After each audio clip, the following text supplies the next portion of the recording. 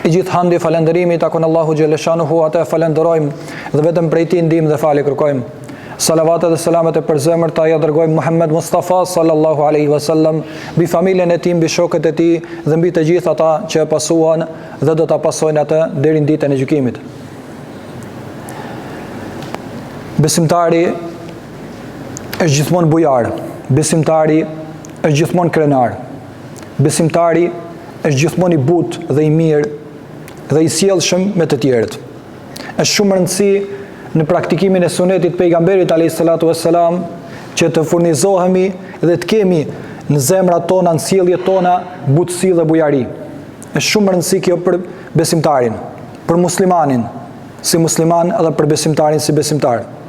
Sepse është në pasim të pejgamberit alayhis salatu wassalam për aq kohë sa është i butë dhe i lehtë për të tjerët. Zoti xhaleshanu kur i përmend cilësitë e atyre të cilët do hyjnë në xhenet, përmend se thot kullu sahlin, thot çdo person i cili është i lehtë në muhabet, i lehtë në punë, i lehtë, i butë në marrëdhënie me të tjerë, thot do jetë pjesë e xhenetit. Kurse pejgamberi alayhis salatu wassalam nga qëllimet kryesore të larta të dërgimit të pejgamberit si profet të Zotit ishte kur tha inni bu'ithtu muallima, më pari tha unë jam dërguar sikur mësues. Është interesant se pejgamberi nuk po i thot vetvetes se unë u dërgova si imam, unë nuk u dërgova si diçka i caktuar, si mësues. Do të thotë që besimi, Islami, kjo fe na mëson gjitha porët e jetës që të jemi besimtar. Jo vetëm brenda xhamisë, por edhe jashtë xhamisë. Se si duhet sjellemi në xhami, se si duhet sjellemi jashtë xhamisë, se si duhet i kryejmë lutjet dhe adhurimet, edhe se si duhet jemi të sjellshëm me njerëzit e tjerë. Më pas tha, wa inni bu'ithtu muyassira, dhe unë jam dërguar sikur lehtësues, për t'u lehtësuar njerëzve sprovat, për t'u lehtësuar njerëzve punët dhe çështjet e dunjas. Ai person i cili është besimtar, i cili është në sunet pejgamberit alayhis salatu wassalam, edhe pason këshillat dhe mësimet e pejgamberit alayhis salatu wassalam, duhet jetë i butë, duhet jetë i lehtë që u lehtëson çështjet e tjerëve. Besimi është shumë diçka e lehtë. Nga lutjet që shpesh ndoshta pleqët e dinë shumë më mirë se ne kanë mësuar ne, edhe ne trashëgojmë brez pas brezi, është lutja kur themi Rabbi yassir wala tu'assir, Rabbi tammim bil khair, amin.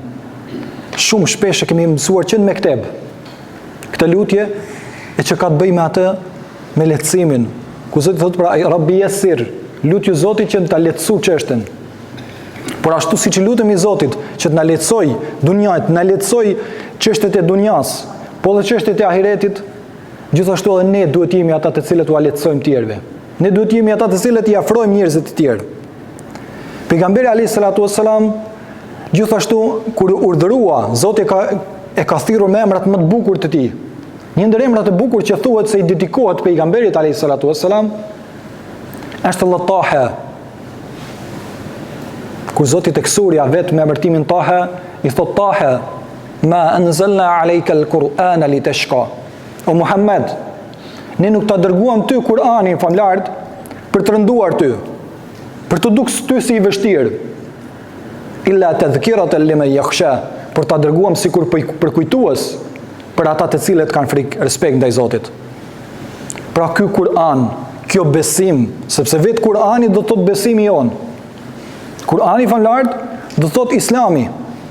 Islami ka ardhur pra për lehtësim, nuk është sikur barr, nuk është sikur diçka e rëndë. Nuk është për ta rënduar fen. Ma anzalna alayka al-Qur'ana litashqa. Ky Kur'an nuk ta zbritëm ty për të rënduar. Pse i kemi dëgjuar ndonjëherë njerëzit thonë, apo feja është e vështirë thot. Feja është e rëndë, apo thot është vështirë më u fal. Apo thot dikush tjetër thot është vështirë ta agjërosh. Po pyetini një herë ata të cilët janë brenda Islamit. Pyetini një herë brenda Islamit ata të cilët janë dhe kanë përkushtuar zemrën namazit. Pyetini një herë, është vështirë më u fal? Jo, përkundrazi, është lehtësim, është kënaqësi më u fal. Pyetini ata të cilët agjërojnë kur vjen muaji i bekuar Ramazanit, atë kënaqësi që përjetojnë ata, a mund të zëvendësohet? A është e vështirë? Ti pyesësh, besimtarët asnjëherë thotë jo, ne kënaqemi thotë në Ramazan. Nuk ka kënaqësi më të madhe për ne se sa të agjërojmë, të jemi të agjërueshëm. Është kënaqësi sepse përfiton shumë kënaqësi nga ajo. Por qëllimi i kësaj hutbe, cilën do të mbaj unë, pra ishte lehtësimi. Kemi si besimtar duke nisë prej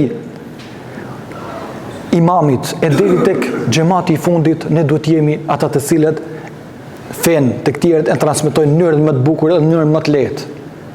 Për imamit, sepse ka thënë innal ulama warathatul anbiya. Pejgamberi alayhis salatu wassalam ka thënë pra ulemaja, dietarët, hoxhallarët, imamët janë trashëgimtarët e profetëve. E pejgamberi alayhis salatu wassalam në hadithin e njohur që kemi cituar ka thënë yassiru wala tu'assiru, bashiru wala tunaffiru, yassiru wala tu'assiru. Lehtësoni, ka thënë çështjet, mos i vështirësoni. Lehtësoja dikujt ardhen në xhami, mos ja vështirëso. Dikush do me nis me fal namazin, thuj hajde një ikindi, hajde një akşam, hajde një aci, mos i thuj drejt, patjetër duhet t'i falësh 5 vakte në namazit. Thirrë për një xhuma. Ndoshta ai nuk falet hiç, thirrë një xhuma, hajde, eja, lehtësoja mënyrën deri tek për të gjetur dritën e Zotit. Për të futur në Islam, lehtësoja, yessiru, wala tu'assiru, edhe mos të ja vështirëso, se në moment njerëzit ndonjëherë i vështirësojnë fenë, përmes çështjeve të caktuara se si trajtojnë ato, e vështirësojnë fenë. E kjo nuk është në sunetin e pejgamberit alayhis salatu wassalam. Aisha radiallahu anha, gruaja e pejgamberit alayhis salatu wassalam, tregon që çdo herë që pejgamberi ka mbetur në një situatë për të zgjedhur mes dy gjërave, çdo herë thotë ka zgjedhur atë që është më e lehta. Më e lehta çdo herë. Zgjedhje po jo këtë më të lehtën pejgamberi. Jo vetëm për veten e tij, po ka menduar për gjithë umetin. Për gjithë umetin që do të pasojë atë deri në kiamet. Për të lehtësuar atyre gjendrë. Beshiru, vazhdim të hadithit, beshiru wala tunaffiru. Përgëzoni dhe mos i qortoni apo mos i tmerroni. Mos i bëni që ta urrejnë besimin apo ta urrejnë fenë apo t'i urrejnë disa persona të caktuar. Pse, mes çfarë arrihet kjo? Beshiru duhet t'i përgëzosh njerëzve. E sheh se ka bën një vepër të mirë, po, lavdroj atë. Mos i thuaj se i ka bën për sy e faqe. Dikush që do t'i ndihmoj dikujt, hajtë thot se për sy e faqe ka ai. Jo, ai ka marrë një nisëm, të cilën do ta ndihmoj dikë. Edhe përmes asaj ndihme që ja jep dikujt, ai kontribon në Islamit. Ndoshta nuk falet.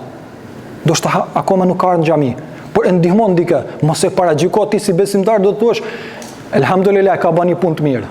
Për një mendja të mira të njerëzve. Për mendja punë të mira një herë. Fillimisht për t'i thirrur, për qenë ai i cili thret njerëzit drejt udhëzimit tek Zoti. Kjo është udhëzimi. Kur të marrim cilën është wala tunaffiru, mos i bëni ti urreni. Në thretë të mek, mos i bëni që ti urreni njerëzit. E përmes çfarë bëjmë ne që ta urrejmë ndoshta ndonjëherë xhamin apo namazin apo fen apo çfarë, i bëjmë përmes asaj se si sjellemi ne jashtë xhamis. E sheh jashtë xhamis i egër, e sheh i vrasht me fjalë, e sheh i ofendon ata të cilët ndoshta nuk janë sikur ai. Jo, mundohu që t'i afrosh. Mundohu që t'i afrosh sepse afërsia jote, ndoshta me një fjalë të butë, me një fjalë të urtë që ti ja thua atij, bësh sebeb që ai ti kthehet Zotit, ti kthehet xhamis. Edhe kjo gjë për ty është shumë me vlerë, që mund t'i arrish gradat e larta të xhenetit. Përmes saj, pse nëse bësh ti sebeb, çdo herë ai që vjen në xhami do të shkruhet edhe ty sevap pa ju munguar atij. Çdo herë që ai e ka mendimin e mirë ndaj Islamit, ty do bësh sebeb që edhe ty të shkruhet një kontribut shumë i madh për Islamin. Ka pas njerëz që i kanë urryer.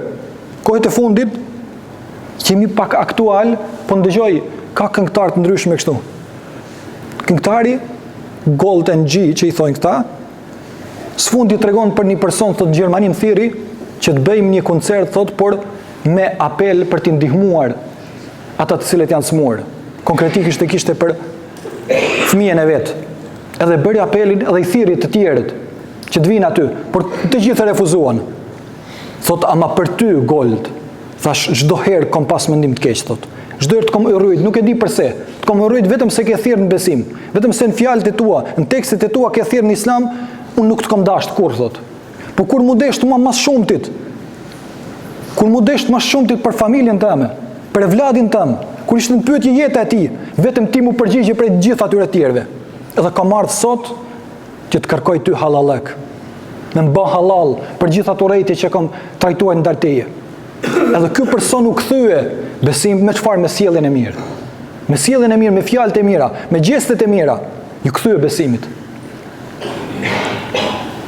E dim se profeti Muhammed alayhi salatu wassalam ka qenë shembulltyr në çdo aspekt. Po përsëri, kur ishte në pyetje butësia e tij, aftësia e tij, Zoti me këtë e lavdroi. Me këtë e lavdroi. Wa in kunta faddan ghalidhal qalbi lan faddu min hawlik. Sikur ti o Muhammed të kishe qenë i vrazhët dhe i egër në fjalët e tua, lan faddu min hawlik, do të ishin larguar prej rrethit tënd. Kush do ishte larguar? Ata të cilët ju afrohen. Nëse pejgamberi do ishte kanë i egër, apo i vrasht me fjalët e tij, do ishin larguar prej pejgamberit. Po pastaj mendoje ti, si imam, si besimtar, nëse prej pejgamberit do ishin larguar, prej te çfarë pret? Prej ne, nëse tregohemi të vrasht ndonjëherë, çfarë pret? A mendon se do afrohen te ne? Nuk mund të afrohen. Sepse kjo është ligj i Zotit. Edhe na mësoi që këtë formë tha, nëse do ishte kanë i egër tha, nuk do i kishe përfituar zemrat e tyre. Është shumë e rëndësishme për sjellja jonë. Tregohet një shembull ku një person kishte vendosur për herë të parë që të vinë në namazin e xumas. Edhe tha, e bëna një jetë me ardhmë xuma, edhe erdha. Për të hyrë në xuma, shkova për të fal, imami ndër tjera tha, fikini telefonat. Unë tha, nuk isha aq shumë i përkushtuar të ajo pjesa, por rastësisht thot telefoni jam mra. Edhe nisi që të bëj zhurmë telefoni jam, edhe xhamati i tjerë automatikisht u kthyen ka ai të cilit i cingroi telefoni. Edhe në ato momente të gjithë e më këshyren egër thot edhe vrastisht. E mbylla tha telefonin, por u largova thot më pas nga xhamia. Por u largova me një përshtypje tjetër tha.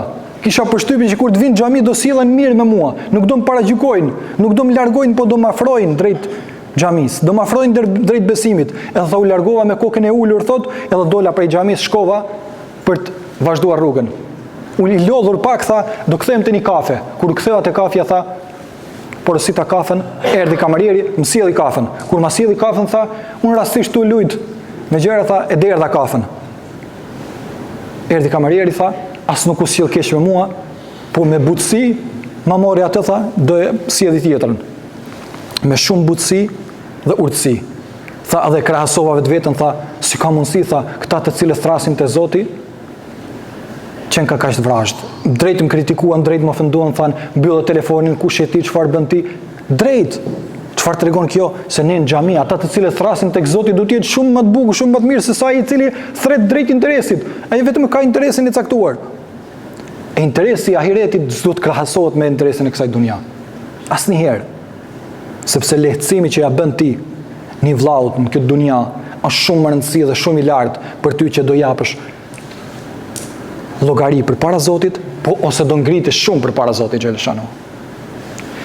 Përmend një rast ku e përmendin dietarët të dy personave të thotë. Vin dy persona thot në ditën e Kiametit, edhe do dalin përpara Zotit, edhe ky e pyesin njëri tjetrin, "Kejfe haluke me Allah?" Si ke punën me Zotin? Si ke punët? A ke sevapet mira? Si ke punën me Zotin? Kejfe haluke me Allah? Ky thot Allah tha, unë nuk e kam punën mirë. Pse thot, vetëm një të mirë e kam. Gjitha tjera gjunahe. Vetëm një sevap, me thonë të na. Gjitha tjera ti kam gjunahe. Po ti thot, kejfe haluke me Allah? Po ti si ke punën me Zotin? Mua sa më duhet vetëm një e mirë, vetëm një sevap më duhet për të rënduar peshorja dhe të hynë në xhenet. Por janë mizan, tha, as kthej as andej. Dy persona, dy shok. Vetëm një mirë, thot, duket, ky tjetri thot, unë jam prej xhenem, thot. A di si thot? A di çfarë do bëj, tha? Merre këtë sevapin, këtë mirën time, merre ti, tha, let rëndoj peshorja jote edhe futu ti në xhenet se unë ashtu kështu do shkoj në xhenem. Ashtu kështu do shkoj në xhenem. Por akoma e kishte hallin tek e mira, tek ndihma, sepse në besimin e tij, në urtësinë e tij e kishte për të bërë tjerëve mirë. Edhe ja jep ky. Por në ato çaste dëgjohet një zë. Edhe e thret, ja ibadi, o robërit e mi. Çfarë bët? E thret ky. Ja abdi, o ti robi im. Kur çova të mirën? E kishe një sevap. Kur doli përpara me, e kishe një të mirë, një sevap. Çfarë bëre me të? Ja Rab tha, unë ashtu kështu do shkoj në xhenem, tha, ja llaç shokut tëm. le të hyj ai në xhenet. Zoti tha, si, tha, si ka mundësi, kaq mallështi, tha.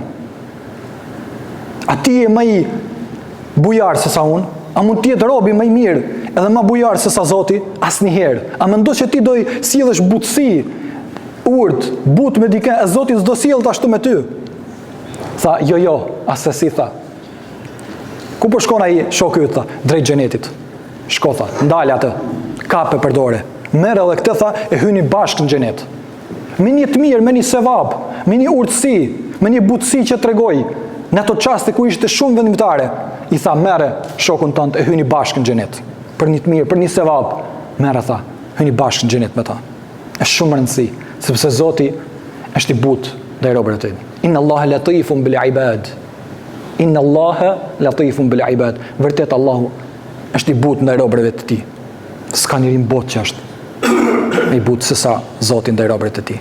Ndaj duhet jemi nga ata të cilët jemi të butë, të urtë, edhe paraqitemi në Islamin paraqisim njerëzit në formën më të butë, në formën më të mirë, t'i afrojmë njerëzit, që fjalori jonë le të akojmë mjalt, që t'i thrasim njerëzit drejt e mira, sepse fjala e mirë e zbut edhe gurin. Ma besoni, edhe gurin e zbut. Fjala e mirë. Mundohuni që besimtarët si besimtar t'i thresnin besim njerëzit, kur t'i thresnin formën më të bukur, në formën më të mirë, që ai kur të vi këtu t'jeti i kënaqur, që ai kur ta njoftohet me Islamin t'jeti i kënaqur, që ai ta gjej besimin, sepse besimi është lehtësim dhe është vështirësi. Asnjëherë s'mund të jetë vështirësi.